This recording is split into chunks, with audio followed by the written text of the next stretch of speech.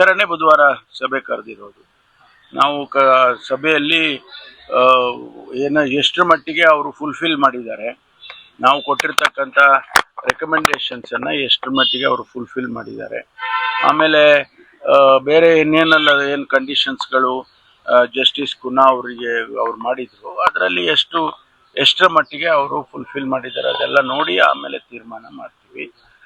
ಸ್ವಲ್ಪ ಯಾಕೆಂದರೆ ನಮಗೂ ಕೂಡ ಇಡೀ ಜನ ಸಮುದಾಯ ಬೆಂಗಳೂರಿನಲ್ಲಿ ಈ ಟೂರ್ನಮೆಂಟ್ ಆಗಬೇಕು ಅಂತ ಬಯಸ್ತಾರೆ, ಭಾಳಷ್ಟು ಜನ ಯುವಕರು.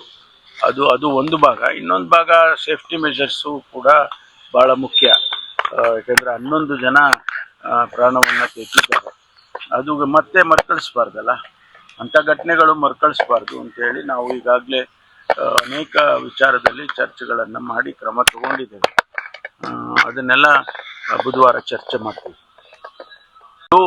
ಮಾನ್ಯ ವೆಂಕಟೇಶ್ ಪ್ರಸಾದ್ ಅವರು ಅಧ್ಯಕ್ಷರು ಮತ್ತು ಅವರ ಸ್ಪೋಕ್ಸ್ ಪರ್ಸನ್ ವಿನಯ್ ಕುಮಾರ್ ಅವರು, ಅವರ ಜೊತೆಯಲ್ಲಿ RCB ರೆಪ್ರೆಸೆಂಟೇಟಿವ್ಸ್ಗಳು ಕೂಡ ನನ್ನನ್ನು ಇವತ್ತು ಭೇಟಿ ಮಾಡಿದರು.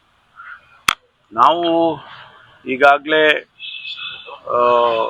ಏನು 4ನೇ ಮಾರ್ಚಲ್ಲಿ ಘಟನೆ ನಡೆದಿತ್ತು, ಅದರ ಹಿನ್ನೆಲೆಯಲ್ಲಿ ನಾವು ಸರ್ಕಾರ ಜಸ್ಟಿಸ್ ಕುನ್ನಾ ಅವರನ್ನು ಸಮಿತಿ ಮಾಡಿ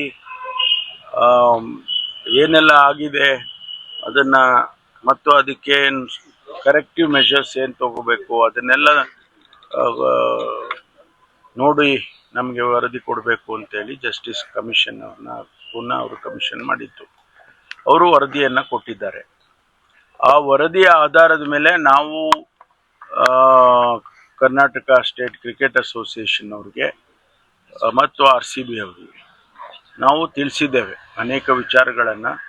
ಅವರಿಗೆ ಏನು ಜಸ್ಟಿಸ್ ಕುನ್ನಾ ಅವರ ವರದಿಯಲ್ಲಿ ನಮೂದನೆ ಮಾಡಿದ್ದಾರೆ, ಅವರ ರೆಕಮೆಂಡೇಶನ್ಸ್ ಏನಿದ್ದಾವೆ ಅದನ್ನೆಲ್ಲ ಫುಲ್ಫಿಲ್ ಮಾಡಬೇಕು ಅಂತೇಳಿ ಅವರಿಗೆ ನಾವು ಪತ್ರದ ಮೂಲಕ ತಿಳಿಸಿದ್ದೇವೆ.